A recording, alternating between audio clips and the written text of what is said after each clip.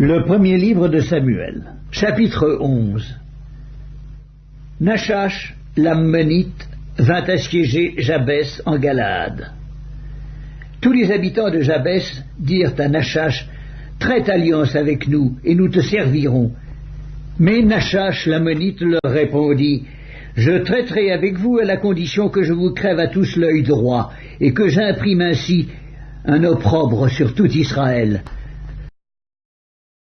Les anciens de Jabès lui dirent, « Accorde-nous une trêve de 7 jours, afin que nous envoyions des messagers dans tout le territoire d'Israël, et s'il n'y a personne qui nous secourt, nous nous rendrons à toi. » Les messagers arrivèrent à Gibéa de Saül, et dirent ces choses aux oreilles du peuple. Et tout le peuple éleva la voix et pleura. Et voici, Saül revenait des champs derrière ses bœufs, et il dit, « Qu'a donc le peuple pour pleurer ?» On lui raconta ce qu'avaient dit ceux de Jabès. Dès que Saül eut entendu ces choses, il fut saisi par l'Esprit de Dieu, et sa colère s'enflamma fortement. Il prit une paire de bœufs, et les coupa en morceaux, qu'il envoya par les messagers dans tout le territoire d'Israël, en disant, « Quiconque ne marchera pas à la suite de Saül et de Samuel aura ses bœufs traités de la même manière. » La terreur de l'Éternel s'empara du peuple, qui se mit en marche comme un seul homme. Saül en fit la revue à Bézek.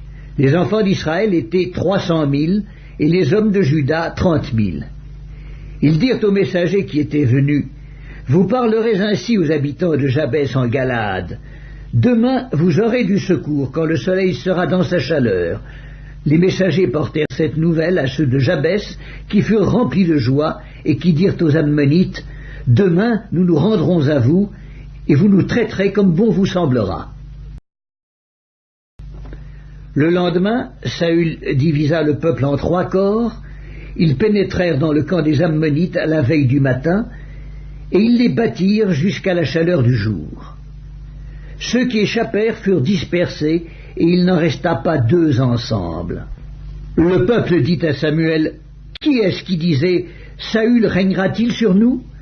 Livrez ces gens, et nous les ferons mourir. » Mais Saül dit, « Personne ne sera mis à mort en ce jour, car aujourd'hui l'Éternel a opéré une délivrance en Israël. »